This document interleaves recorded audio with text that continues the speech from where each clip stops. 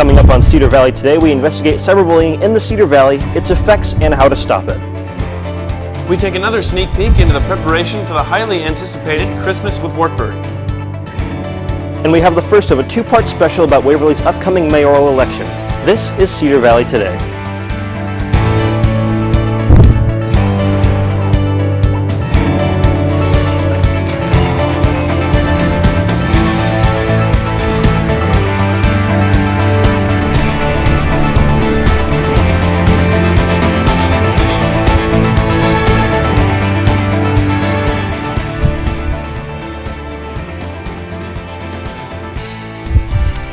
Good morning and welcome to Cedar Valley Today. I'm Ryan Riebenacker. I'm Sam Sides. Now that Thanksgiving has passed, Wartburg has been preparing for its annual Christmas with Wartburg concert. Earlier this week, I went down to Newman Auditorium to get a peek at the show they've been putting together.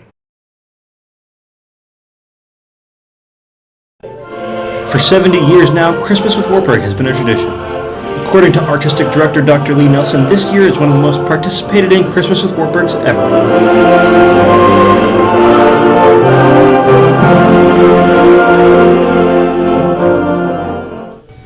In our last show, we took the time to highlight some of the vocal musicians taking part in this year's festivities. But there is also a full orchestra that accompanies the vocal musicians. These participants, coming from a wide range of different backgrounds and majors, have all been coming together for lengthy practices so that they can put on the best concert possible.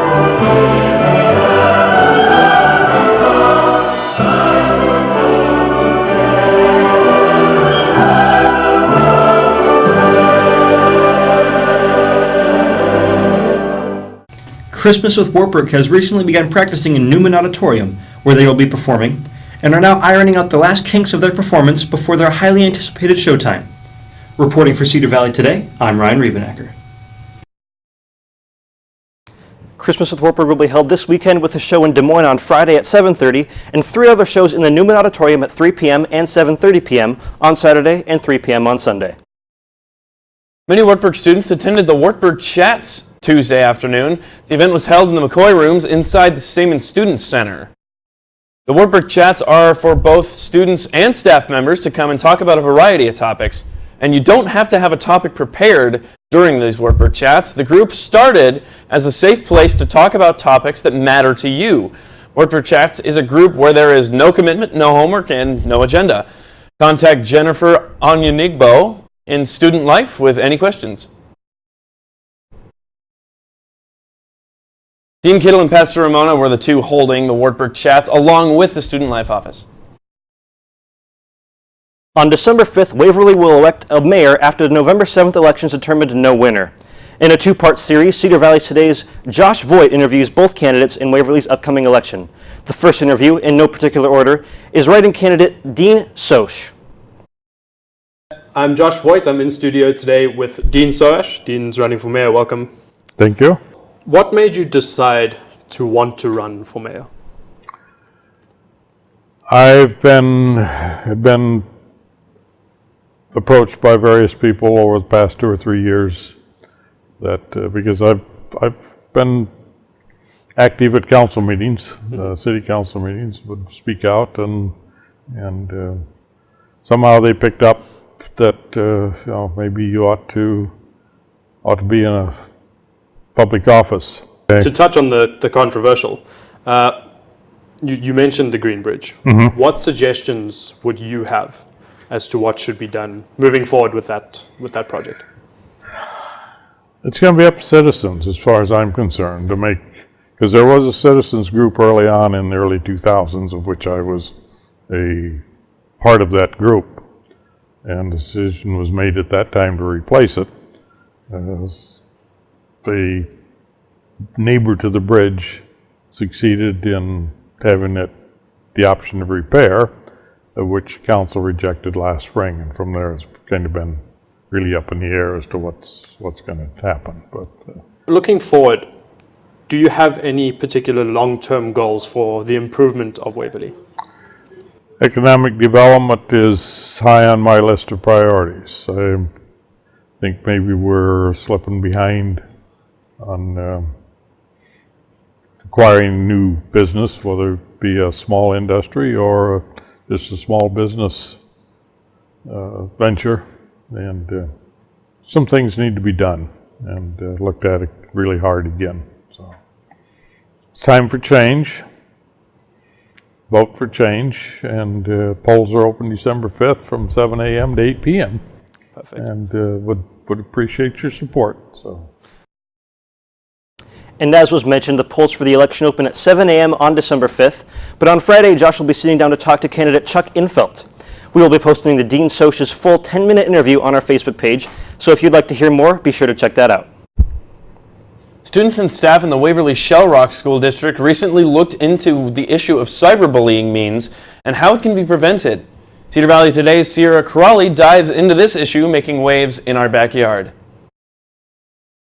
So cyberbullying is something that happens through technology that can hurt other people physically and emotionally. And I've been cyberbullied before, and it just doesn't make you feel good about yourself. And you just don't want to be in the world anymore because people are being rude to you.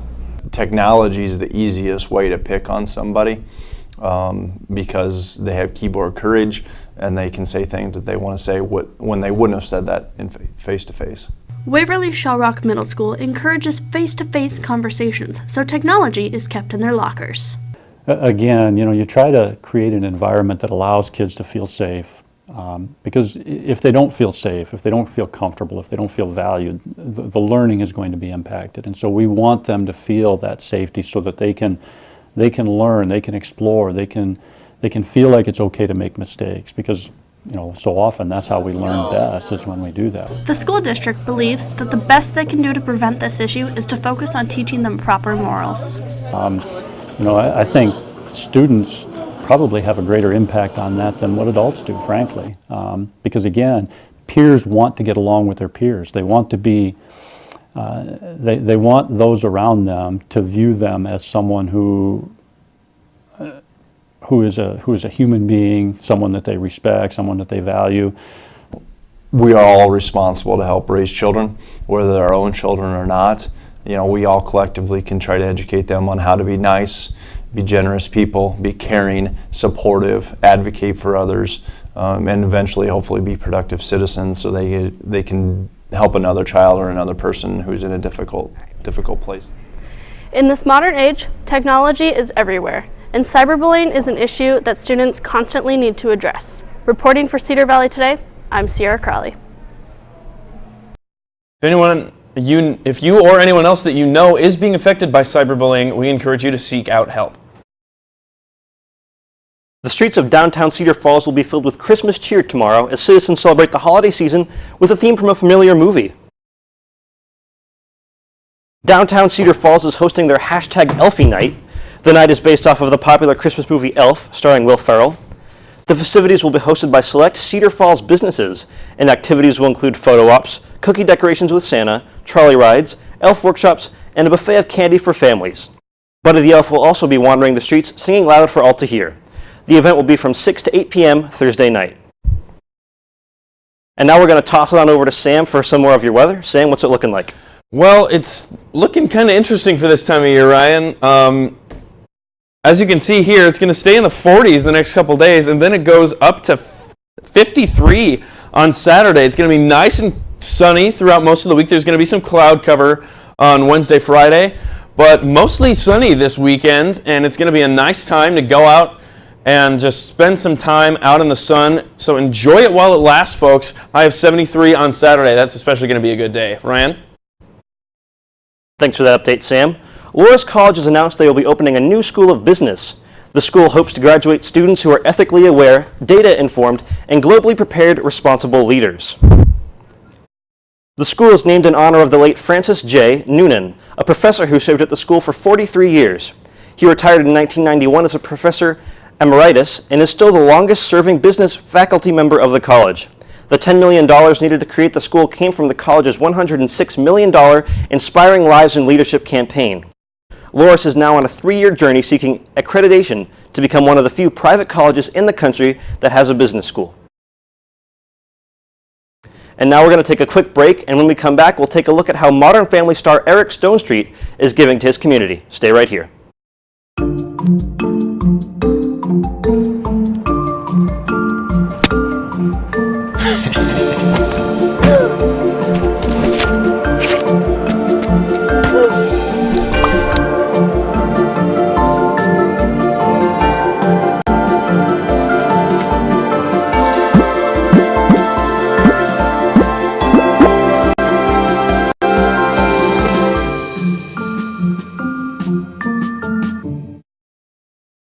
Every time I hear the alarm bell go off in school, I think it's an air raid. A lot of houses in our neighborhood have been destroyed. I like to close my ears and sing songs whenever the bombs come close.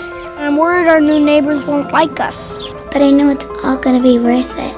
I just want my family to be safe. But these are not my words. These are not my words. These are not my words.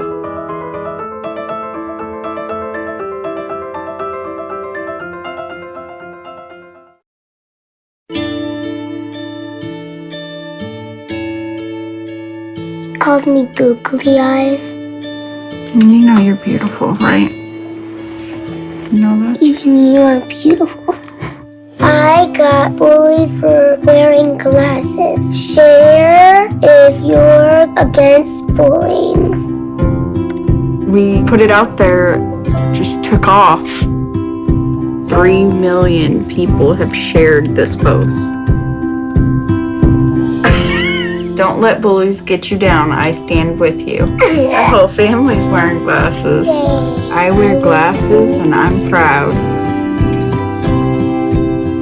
I even have the army on my team. All the kind comments brought my child joy. I don't feel thank you is enough. Thanks.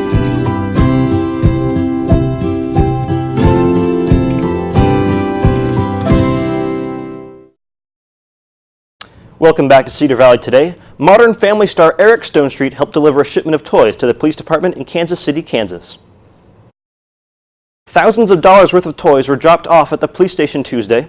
Stonestreet, who is originally from Kansas City and plays the character Cameron Tucker on Modern Family, also stopped to take photos with some of the officers. The police chief said on Twitter the toys are already being distributed randomly to kids in the community. As you search for the perfect. According to a recent report, items that are harmful to your kids may be stocked on the store shelves. CNN's Mary Maloney explains what to do and what to watch out for in today's Consumer Watch. As you search for the perfect present and check items off your holiday lists, the U.S. Public Interest Research Group Education Fund has a warning. Beware of dangerous and potentially deadly toys. According to the Trouble in Toyland report, this fidget spinner has more than 300 times the legal limit for lead in children. Especially in children, it can lower IQ, cause behavioral problems, and so it's a huge problem that there was that much lead available on store shelves. The product has since been recalled.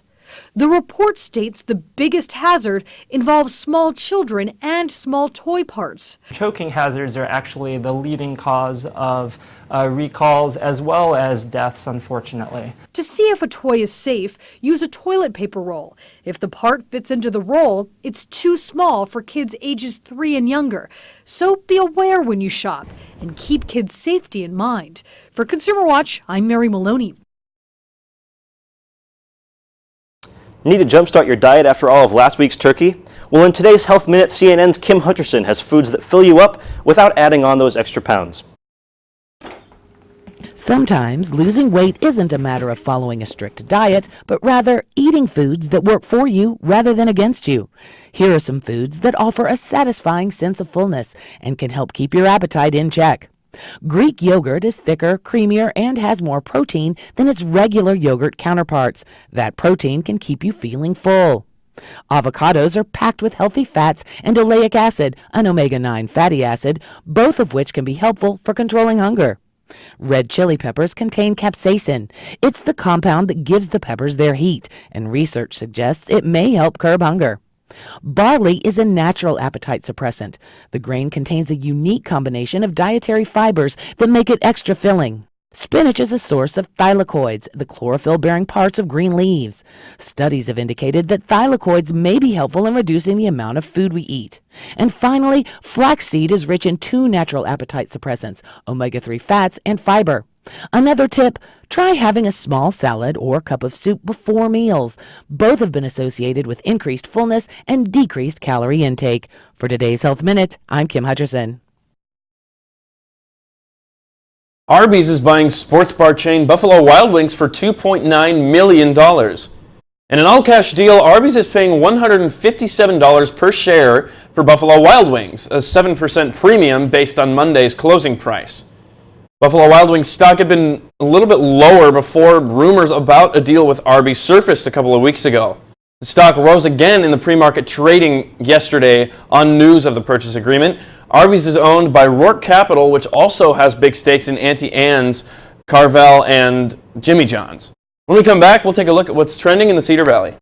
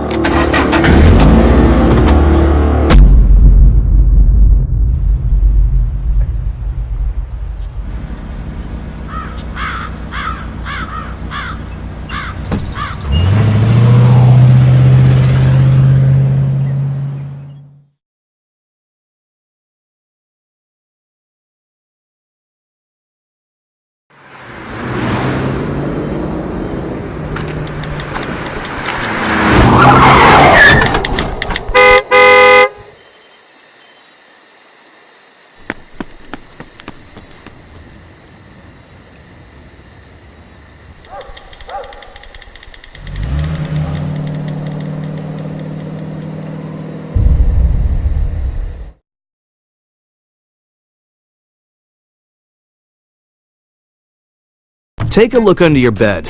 Find stuff under there? What about jobs? No? Now try your closet. Still no jobs? Just more stuff? Well, you really have both. See, stuff is defined as household articles considered as a group. Sometimes this stuff is no longer needed. Wait, no longer needed? That can't be right. Because remember those jobs you were looking for? Those are really needed. And they're the stuff inside your stuff. Our job is to unlock those jobs. And it starts when you donate your stuff to your local Goodwill. Here's how we do it.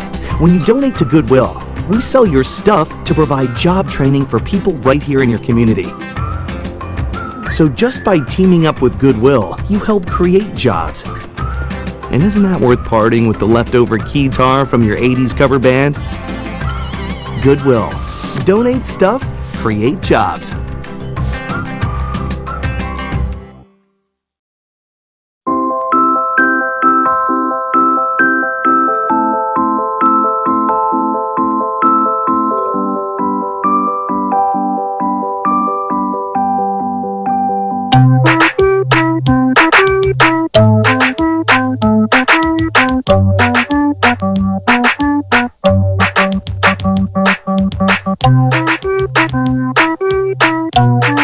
Start a story. Adopt at theshelterpetproject.org. Every time I hear the alarm bell go off in school, I think it's an air raid. A lot of houses in our neighborhood have been destroyed. I like to close my ears and sing songs whenever the bombs come close. I'm worried our new neighbors won't like us. But I know it's all gonna be worth it. I just want my family to be safe. But these are not my words. These are not my words. These are not my words.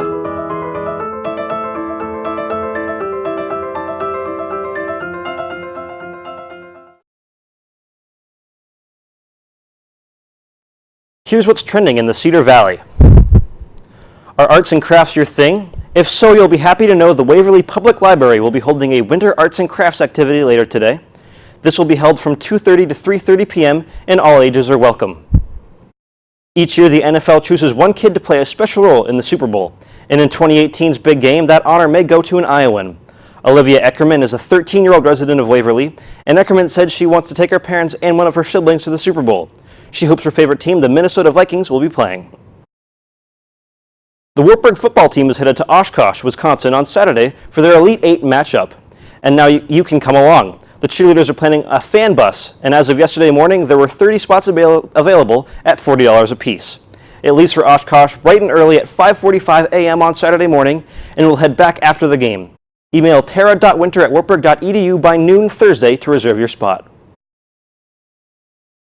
And if your kids like gingerbread, then we've got some news for you. The Cedar Falls Public Library will be hosting a gingerbread jamboree on Sunday. Any kid aged preschool to 6th grade is welcome to some and decorate their own gingerbread person.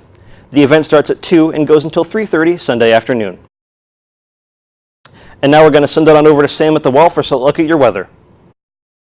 Thanks, Ryan. We talked a little bit about the forecast earlier, but let's dive into the 7-day forecast now. Starting off on Wednesday, it's going to be 45 degrees, low of 34. Moving on over to tomorrow, the sun's going to come out. It's going to be nice and bright. High of 47 degrees that day. Friday, moving on forward, it's going to be partly cloudy, 49 degrees, and then the sun's going to come right back out on Saturday for 53. It's going to be a nice day out on Saturday, but then the rain starts to come in. Sunday, it's going to be 50 degrees. The temperatures are going to stay relatively high, but the rain is going to come. Expect some precipitation on Monday, Tuesday, or on Sunday, Monday. Tuesday, it's going to be 35 degrees, partly cloudy as well. Let's go on to your hourly forecast now. The numbers on the right of the numbers on the right here make it. It's going to feel like 24 on 9 a.m. today, and going forward, it's going to feel about 34 degrees, 37. The sun's going to come out later on, 32, 31 is what it's going to feel like throughout the day. So it's not quite going to get up into that 40-degree range.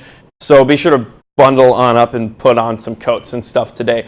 So we'll come right back after the break with an interview. Stick around.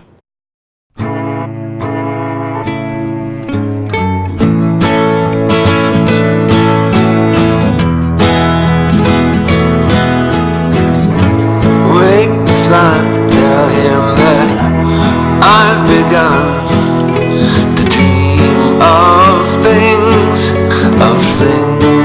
to come, and tell the trees not to look for me.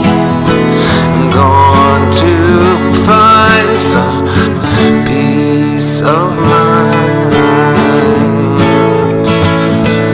Wake the sun, wake the sun, wake the sun, wake the sun.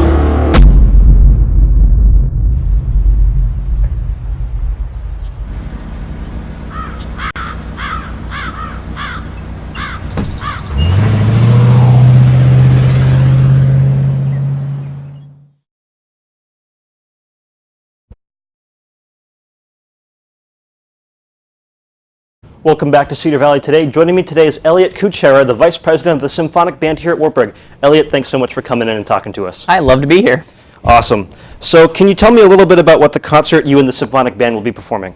Yeah, this is kind of a traditional thing that we've done for the past couple of years. It started about 4 years ago with all of the members of the Symphonic Band not involved in the Wind Ensemble or the Christmas with Wartburg in general, kind of wanting to do a Christmas with Wartburg light, just kind of a fun concert for people to come and play some Christmas music together and keep working on music even though the regular rehearsals had stopped. As a result, over the years, it kind of grew bigger and bigger. It used to be held in the band hall, but last year was standing room only. There were people spilling out into the locker rooms and into the hallways. So this year, we're going to be moving over to the Waverly Veterans Post, the VFW, to try and have a larger venue so that more people can come and visit. And then, what you mentioned Christmas music, but is there any other music that you guys will be playing? This year, it actually won't be Christmas music. That's kind of our big surprise this year. It's going to be an all-Sousa concert with no marches. If you're confused, we are too. So then, what's kind of unique about this concert in relation to the other concerts that you've done before? Compared to the other concerts, it's a little bit, it's a lot smaller of a band for one. It's a lot more tight-knit with the people that in it. But it's also going to be raising funds for a charity. We're going to be raising funds for Retrieving Freedom this year, which we started last year as a tradition. Was one of our members kind of brought that to our attention, and we thought that was a great cause to kind of help them promote while we were playing. Yeah, definitely. So why did the band decide to host a benefit concert for the Achieving Freedom group? Like I said, we have one person in our band who is very connected to the charity, and we find it to be a very good cause to try and help boost while we're on campus. Definitely. And then is there anything that you personally are looking forward to about the concert? I personally am looking forward to our attire. Normally at a concert you have you're all black with your tie or something like that. This concert is the ugly Christmas sweater concert. I am very looking forward to getting my sweaters out. I bet. And then have you ever worked with Retrieving Freedom before in like a concert type like this? I have not personally, but I know as a band last year we were also raising funds for them. We had Victor the dog was out in the lobby as a little puppy. He was really cute, and now he's a big old doggo. Still very cute. But yeah, he'll be at the concert as well, Awesome. so we can visit him. Very cool. And then are there any other dogs that are going to be at the concert? I know that it will be Victor, but I am not certain if other ones will be there. I could assume, but I don't want to say for sure. So then, obviously, it's a very special thing to be hosting a concert for the Achieving Freedom group. How does that make you feel? I think it's great. It's a wonderful opportunity to kind of combine the things that we love about being in band and getting to perform music, and also get to do something good at the same time. Raising funds for Retrieving Freedom is important, and it's also important that we get to share with the community what we've been working on for these last couple of weeks and what we find to be special about performing. Yeah, definitely. Are there any other concerts that the Symphonic Band will be holding later on this year? We have our Meistersinger concert, which will be next year, but other than that, I believe Symphonic Band will be done after this one for the 2017 year. And then what's your goal for how much money you want to raise? We don't really have a set goal necessarily. We just kind of want it to be a free will donation. We don't want to force that upon our people. It's a free concert for people to enjoy. But if you can donate, we would really appreciate it. Definitely. All right, Elliot, that was a great interview. Thank you so much for coming in. The Symphonic Band Retrieving Freedom benefit concert will be held tomorrow night at 7:30 at the Waverly Veterans Post, and we'll be right back right after this break.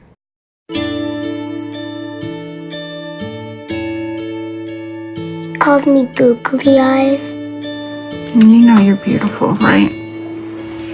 You know that? Even you're beautiful. I got bullied for wearing glasses. Share if you're against bullying. We put it out there, just took off. 3 million people have shared this post.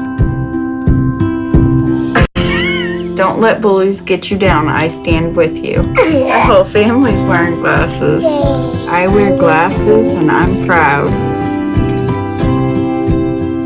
I even have the army on my team. All the kind comments brought my child joy. I don't feel thank you is enough. Thanks.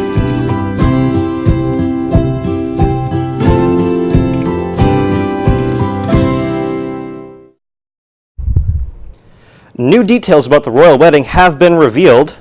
We now know that Prince Harry and Meghan Markle will be getting married next May at Windsor Castle. An exact date has not been announced, but Kensington Palace says that Markle will become a UK citizen, but she will retain her US citizenship. This process is expected to take several years, and the palace also says that the royal family will be footing the bill for the wedding. We also know that one of Markle's dogs, Guy, is already in England, and her other dog, Bogart, will be living with her friends in Canada. Well, there's no room for Clark Griswold in Sudbury, Massachusetts. Police in Massachusetts posted this picture on Facebook last week of a vehicle they pulled over with a giant tree on top of it. The tree clearly covers the entire car and even hangs off the sides. It's unclear whether the tree dangles over the driver's windshield or if the driver was cited. The vehicle was stopped about 25 miles west of Boston. Police reminded people on Facebook to transport holiday trees responsibly.